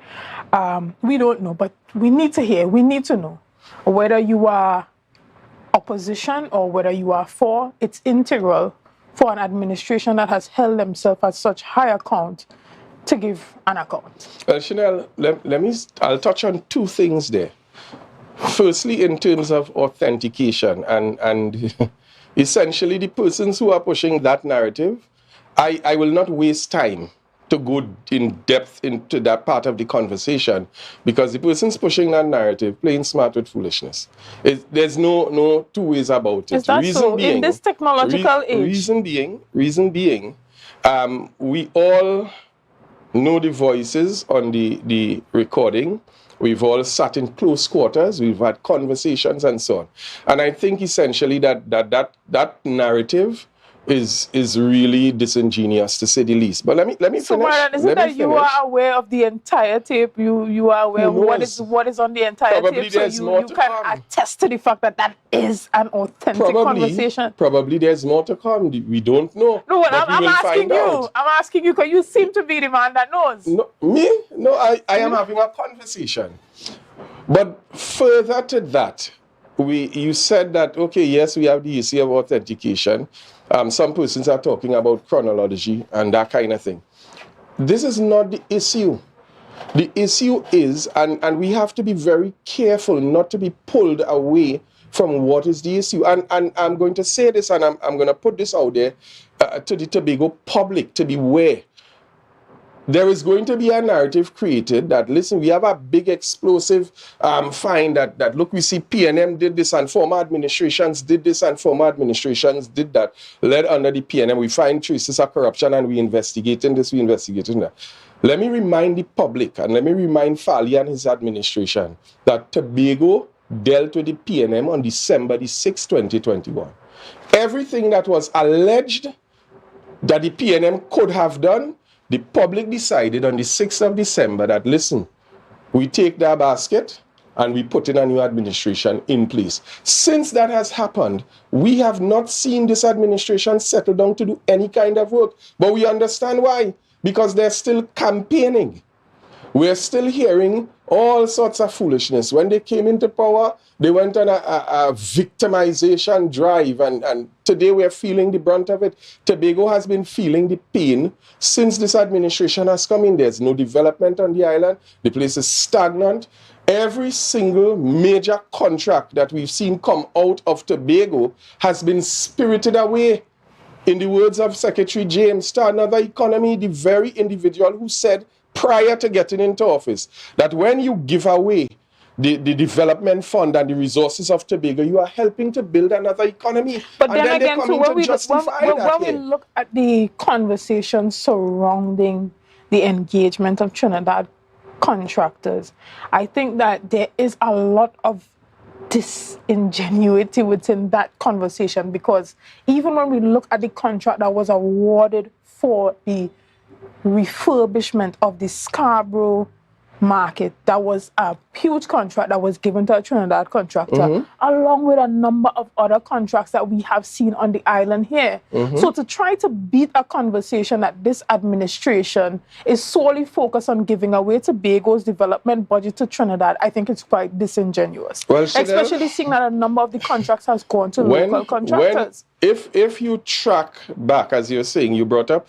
the market and so on. And there are a number of other projects that we can pull previous PNM administrations, the reason why we have contractors in Tobago today that can pave any highway that can build any facility is because previous PNM administration spent years developing the capacity of contractors on the island.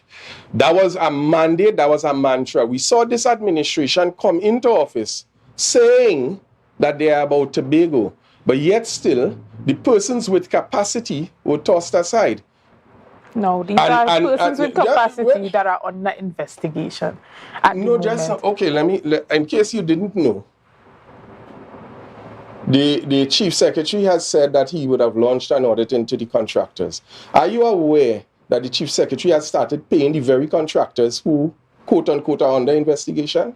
The outstanding monies that they have been owed since they have done projects with the PNM administration. This is the same Chief Secretary that said they're not paying anybody because they were corrupt. Are you aware that the same Chief Secretary who said that Trinidad stifling Tobago received $100 million from the Minister of Finance to assist in addressing that problem? But these are a number of cases that they don't come to the public and say. Yeah, but these are a number of cases, Marlon, that there's a narrative that Trinidad is trying to stifle Tobago. Okay, but let's get it into the perspective of you sitting in that position and receiving these monies and understanding that a number of these cases are before the courts. So regardless of the fact that before which courts? A number of these contractors would have brought lawyer letters to the administration. Okay, you mean to the administration? Correct. So you are aware of holding them accountable for the fact that they have not paid for these contracts. This is public information. As soon as these things are lodged in the courthouse, they are public information. So I could understand why they would prioritize getting those legal issues out of the way as they proceed with the development of the island. Now, what you are saying now is as if paying them is going back on your word for saying that you are investigating them, when indeed the audit is still happening. But there is an issue before the court, and the court inside information. I have information that is in the public domain. Apparently, you have inside information that is not released yet. I sat in this very studio one night where I had a goodly gentleman who stood there and began to speak of information coming out of the Division of Infrastructure and so on, and was very confident about the information until I presented the results of questions and answers that came from the House, that the very secretary that he was defending was forced now, under the mandate of the House, to present the correct information. The same secretary who said a process included 40 plus contractors, that when the information, the accurate information came, it was about 6. And these are some of the things, these are the responsibility of the minority to bring this information to the public. So are you saying as in media, I should not have the same level of information as well, Marlon? It is just as when the secretary came here a couple of days ago and sat and spoke with respect to the EMA issue and called out a list of contracts that he knew for a fact that the PNM administration never got EMA clearance for. And then the political leader, in his wisdom, came on the very next day and presented off of the EMA's website all the CEC certificates. Chanel, how much do we need to show that members of this administration continue to misrepresent information? You know what was worse about that situation? The very secretary, after it was proven one day after that he was misrepresenting the information, went to another media house, probably not as glamorous as this one, and presented the same misinformation to the public. One day after it was exposed that, listen, you're not telling the truth. And we continue to see acts like these being proliferated throughout the Tobago domain. And what we are saying is that Tobago is fed up of this. Now, there are voices who are in support of it, ideally voices who probably are benefiting from what is taking place. But if you go throughout the length and breadth of Tobago, the general consensus amongst the population is that people are concerned. Tobagonians are feeling the pain. Tobagonians are experiencing economic distress. Tobagonians are experiencing fear. Go through every single division. People are coming to work daily wondering if this is going to be my last month in the workplace, because there is absolutely no stability. The banks, when you go to the bank, I don't know when last you visited the bank, but when you go to the bank now as a THA employee, you are not going to be granted a loan beyond the contract period.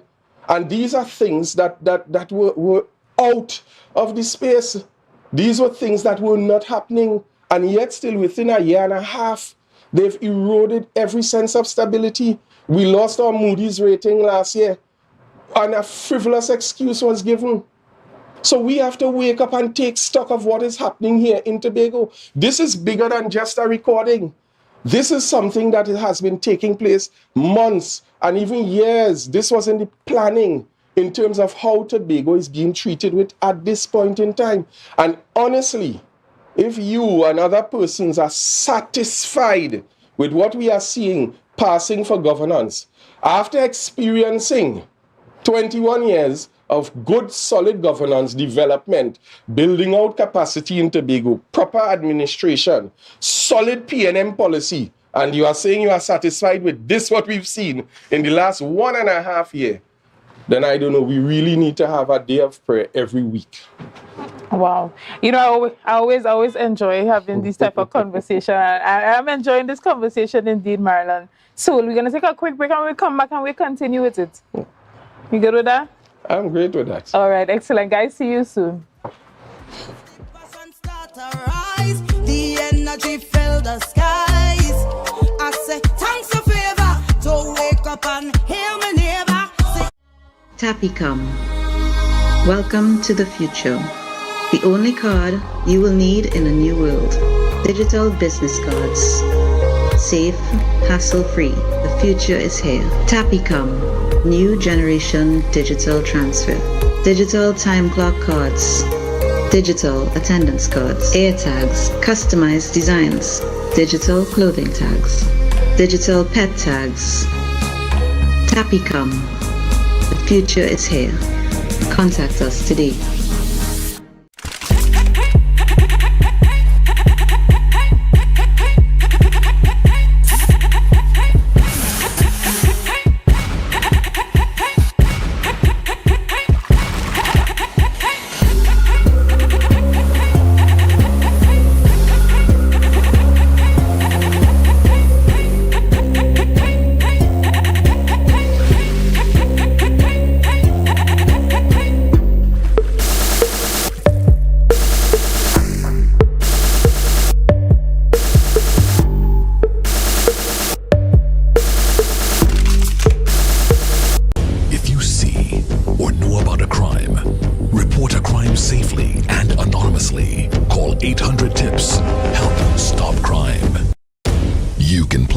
Safely and anonymously.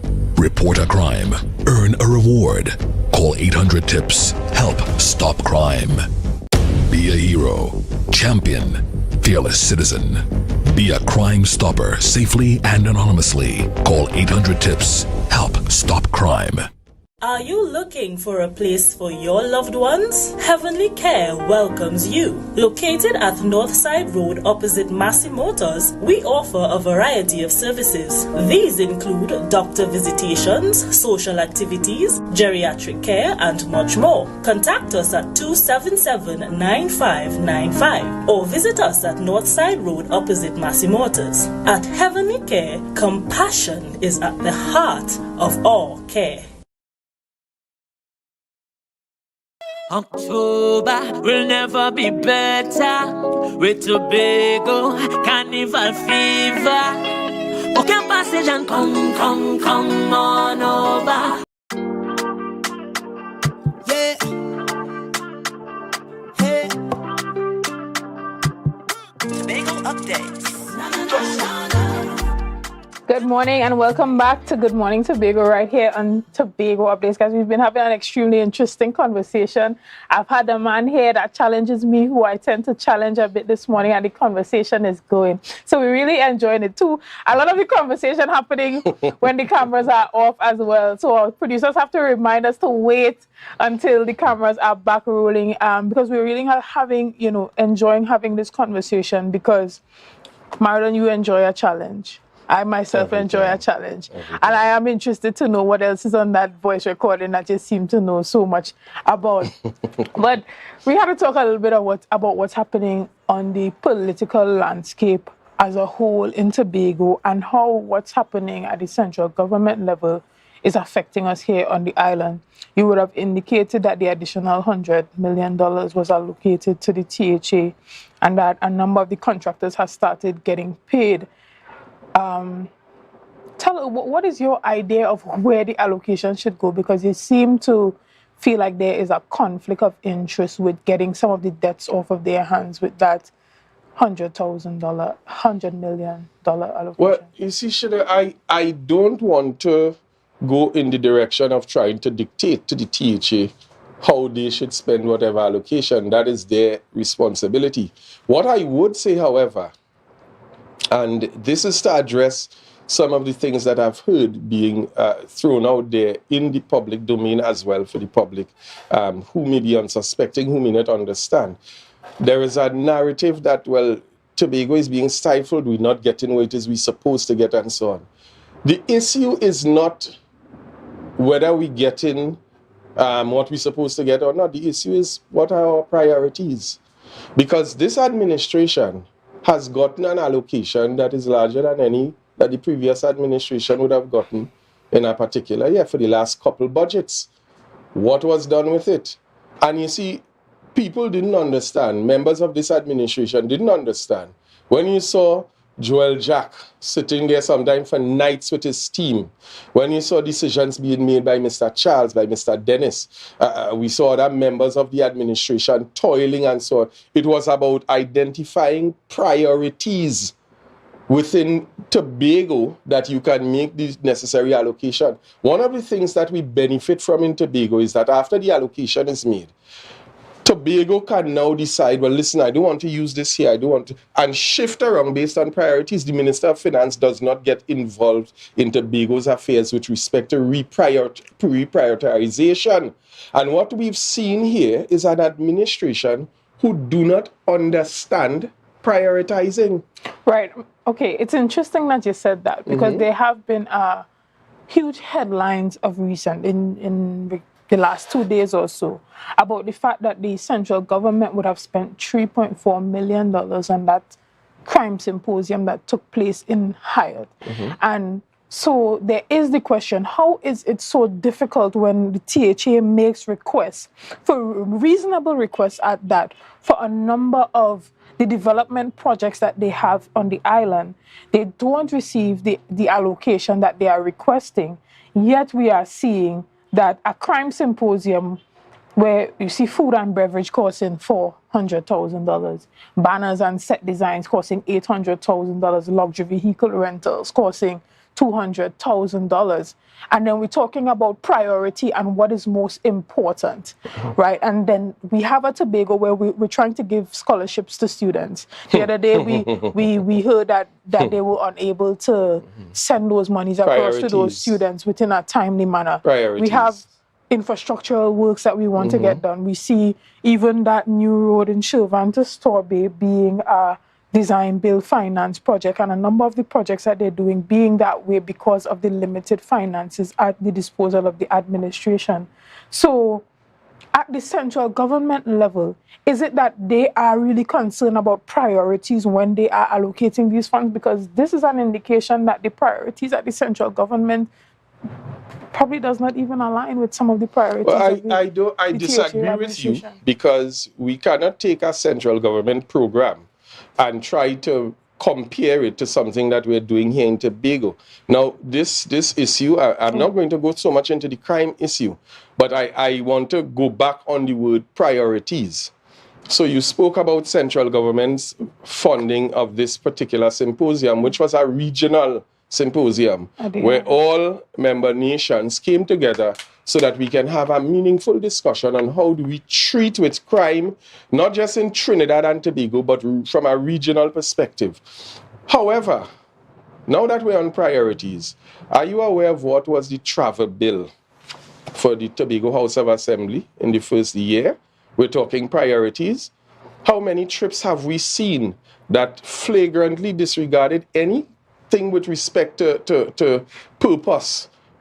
How many reports have we received from many of these trips? We saw the Chief Secretary himself returning from Berlin, taking a stopover in Jamaica, where he had a contingent of about 10 or more persons who went to sign one MOU. Up to now, we've not heard anything about the MOU. The question has been asked in the House, why has the people of Tobago not heard or seen the contents of this MOU that has been signed?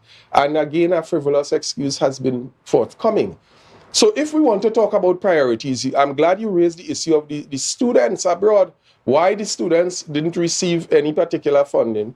Because it was claimed that the development fund or the development budget was drained. Why? It's about prioritization. And this administration does not have the people of Tobago as a priority. They have their own interests as priority. And that is why a number of things that are supposed to be done that were normally being done by previous PNM-led administrations, students were getting their funding, support systems were in place. And while I'm on that, I want to also take the opportunity to speak to a narrative that was sold during the election campaign, that 21 years PNM did nothing for Tobago. I'm sure that everyone on the live here this morning looks at the Minority Report. There's something we have running on the program now called a development story. And that story tells of a number of achievements, initiatives, and so on that PNM would have brought to Tobago. And I'm certain if you ask your parents and your grandparents what Tobago looked like pre-2001, they'll give you a different story. Many persons are out there on social media and condemning the PNM who are not even old enough to remember the days when it had no road network in Tobago. They're not old enough to remember when playfields weren't even lit. And all they take is the garbage that is spewed out by propagandists and propaganda machinery. Probably Max James would have found a way to build a prototype. But the machinery that is being used to spread this foolishness, Tobago's development sits squarely on the back of PNM administrations.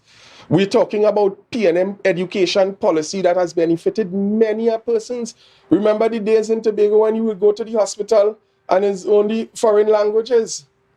You don't understand anything, the doctor. Now when you walk into the hospital, how many Tobago doctors do you see in the hospital? PNM education policy has caused the island to literally explode. I think there's a survey that was done that says that Tobago has the highest per capita of doctors in the region. And all these things are because of PNM policy. Look at what we're seeing happening in sport today. This is not because a policy was made last week. This is because of years of PNM investment in sports and development on the island. So for persons to say that 21 years of nothing and millions spent, where the road networks came from, where the stadiums came from, the hospitals, the schools, where these things came from, all the peanut butter sandwiches, poof. No. This is what PNM would have brought to Tobago, quietly working in the interest of the people of Tobago to ensure that Tobago is put on the map, not just standing alongside Trinidad, but Tobago and Tobagonians go all over the world and excel. That is as a result of PNM policy, good governance, proper strategy, comprehensive economic development plan. So every budget is tied to something that has an unfolding effort and manifestation in Tobago. Excellent. And the other day, the Prime Minister would have used his social media profile to come out and call for the Chief Secretary to initiate a THA election. But we've heard all the experts talk, and we understand that there's no legal obligation to call an election. Even with the recording that we see in the public domain, that does not automatically trigger an election. So we know that we still have some time left in office for this administration before another election is called. In your perspective, what can be done to enhance the relationship between the THA and the central government now until then? Because we need that relationship to be enhanced in order for us to get the resources that are needed to fulfill the development agenda. So tell us, what is your perspective on how that relationship can be adjusted for the better of Tobagonians on a whole? Well, let me back up a bit in terms of taking your statement and carrying it a few days prior. The PNM, the Prime Minister, would have echoed that sentiment That would have been the Sunday of Jazz International Night and so on. That was when that release came. However, that sentiment was first declared by the minority leader in the House of Assembly at the sit-in. The minority leader would have called, and this was when we saw again a display of unruly behavior by the Chief Secretary, storming out of the House and then trying to swing it or spin it around to say that he knew he would have had to go somewhere, and he said that after. However, no protocols were observed when he left the House in terms of addressing the presiding officer before walking out. So the minority leader would have made the call. And then the Prime Minister would have echoed that call the following Sunday. And, you know, there's something that I really want to highlight. I know we have to go to a break shortly, but it's amazing how everyone is simply looking for a legal framework. And what saddens me is that Tobago, that I remember from since I was a little child, coming here, growing up, going to Mariah, going to Roxborough, going to Palatouvier. As a child, Tobago was considered to be a very religious society, high moral standings. And nobody is looking at the conversation about what is the moral obligation of this executive based on the things that they would have said. Everyone is saying, well, this, they don't have this in law, they don't have that in law. But the Bible says all things are lawful, but not all things may be expedient. And so I want us to continue the conversation when we come back on expedience. Well, excellent. So right, this is where we're going to take a quick break, and we'll be back right after this. See you guys soon as we continue this interesting conversation with Marlon David this morning. Guys, see you soon. Tobago updates. Good morning, Tobago.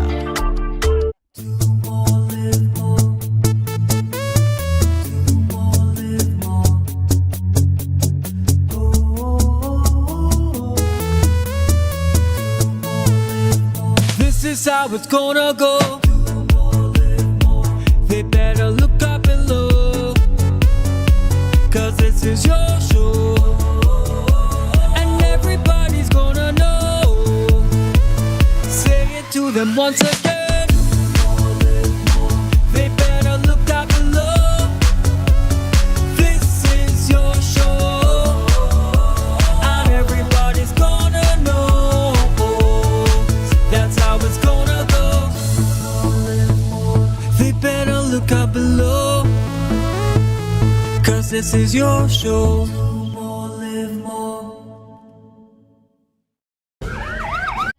Tapicom. Welcome to the future.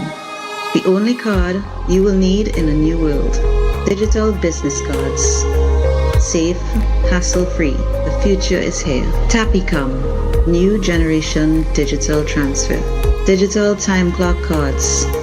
Digital attendance cards. Air tags. Customized designs. Digital clothing tags. Digital pet tags. Tapicom.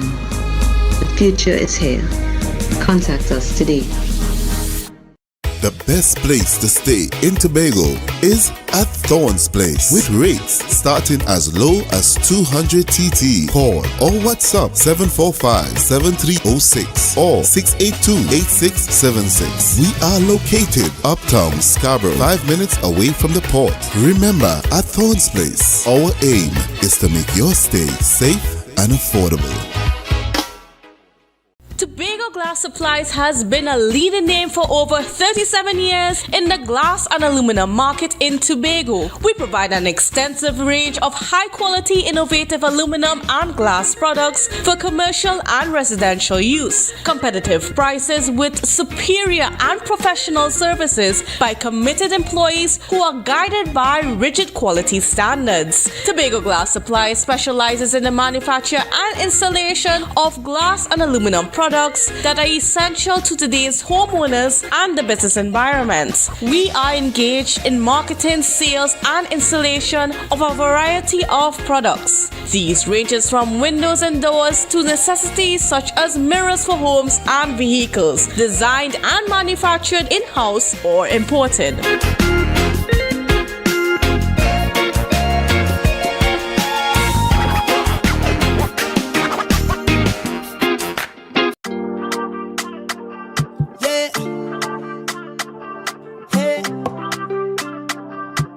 Tobago updates. Good morning.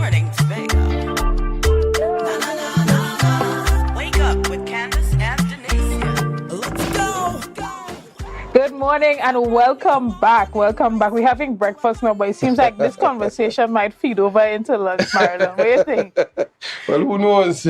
A lot being revealed. A lot being said. And when we look at the political landscape in Tobago right now, all I think that the people of Tobago want is an administration that is able to fulfill the mandate or the promises that they made or the hope that they would have given to Tobagonians. And we see a lot happening in terms of the discussions on both sides.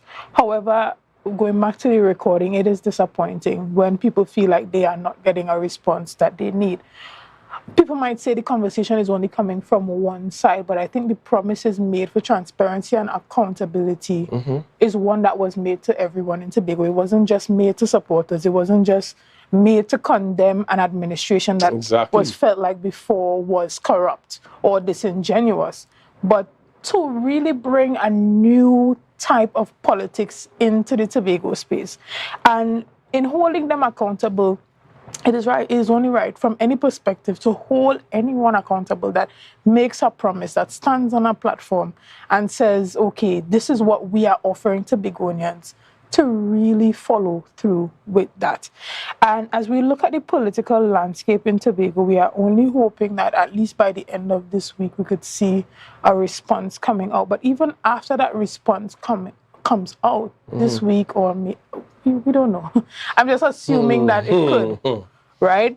Do you think that if a different perspective is brought to the table, that it could change the minds of Tobagonians in regards to what we've heard in this? Well, Chanel, I want to go back about 30 minutes when you mentioned that even we see the Tobago West MP, she would have gotten involved. And for good reason, because a number of allegations were spewed out against even her in terms of impeding the process and impeding the progress of Tobago's development with respect to the Commonwealth Games. Now, I know that the MP would have said quite a lot in terms of clearing that up, and I know it would have had the wow effect on a lot of persons, because again, this administration tells you 10%. And not the 90%. Again, we would have seen instances like the Secretary at Settlements, Ian Pollard, who would have come publicly and spoke about not being invited to the commissioning of the reservoir. And the Minister, Marvin Gonzalez, would have had to come out now and present the letters and bring solid information to show 5 days before that he was informed of the change of date and so on. We saw that said secretary scheduled to come to this TV station for an interview the morning, and the interviewers were just sitting on set only to send an excuse that he didn't get permission. Chanel, when are we going to wake up and realize that it's just a bunch of games? Now, there's an old adage that says, when you let a clown into the palace, the clown doesn't become a king. The palace becomes a circus. Right. And that is what we are seeing taking place in Tobago. So in relation to the examples that you would have drawn with Marvin Gonzalez as well as the Minister, Shamfa Kujo, are you saying that this is why it is so important for them to come to the fore and clarify, because it brings a different perspective into the conversation? Well, the PNM administration will always seek to come to present the correct information to the public and allow the public to judge, allow the public to determine. But the Member of Parliament for Tobago West made a critical point in one of the meetings she spoke, that this administration continues to look for a fight instead of settling down and do the work. And again, let me even present another issue. There was a meeting in Mount St. George where I heard the Chief Secretary speak about some money pass and self-help, and the people, they could not get it. That's the furthest thing from the truth. And I'm asking and saying this to this administration, stop coming to the public with propaganda. Because if we look at the definition of propaganda, propaganda is clearly and directly related to political influence, gaining political influence, and it speaks about spreading information that is untrue and fake. And we saw the chief secretary sit in a meeting in Mount St. George and talk about money pass. But propaganda also speaks to promoting an administration, not necessarily always the information. Pull up the being false. definition. You want us to go there? You want me to read it out for you? We don't have enough time this morning. Because I would have come with it on my phone to send to the director to pull up so all of Tobago could see what propaganda. In our part 2 to this yes, conversation. based on Oxford is. Yeah. It speaks about political influence and gaining influence and support for a political leader or a political organization. So this chief secretary and his administration needs to stop spreading propaganda, needs to stop trying to fight with central government. They need to settle down and do the work, because the only people that are experiencing hardship, the only people that are experiencing pain are the people of Tobago. We have instances where persons would come to the office of the minority leader and cry. Single parents, single mothers. Just yesterday, I had a conversation with someone who was saying that it is so sad to see so many single parents in Tobago would have been sent home from the jobs at CPEP and European contracts and divisions not being renewed. These people are making decisions without due regard for people's lives and their livelihood and their welfare. What the PNM has spent 21 years to build in Tobago, this administration has taken a stand to destroy it. And what we are saying is, come out, be accountable to the people. You all said that you all would have been transparent. We're still waiting on the website Faith spoke about. You all said that people need to hold their representatives accountable. Farley said it. This is not our words. This is not our statement. Farley said, if they're in exec council, call them. And we are simply saying, be true to the words that you spoke and be true to the promises made on the campaign to the people of Tobago. Break your silence now or step down. Very strong statements made there, Mr. David. Thank you so much for taking the time out and coming to speak with me. Now, I really wish that we were able to really go straight to lunch, because the conversation is extremely interesting. I guess you owe me lunch for this one. Well, yes.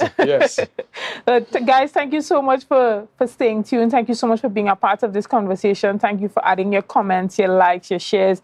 Interesting conversation we had here this morning. Very interesting. It's always a pleasure to have. I could call you my colleague on the station, on the network, here with me this morning, as we discuss the political landscape in Tobago. We went in a little bit about, that recording that has not yet been responded to. The conversation continues to go on. We still have not heard a response, but yet the call remains. Yes. So, guys, we want to thank you for making Tobago Updates the #1 broadcast station of the island of Tobago. We're going to continue to have these quite interesting conversations, and we're going to continue to ask the questions that you want to know. And I'm not going to give Marlon an easy time when he comes back next time. So, guys, thank you so much. Thank you for watching, and thank you again, Marlon, for an interesting conversation this morning. Thanks a lot. All right. Thank you, guys. See you soon.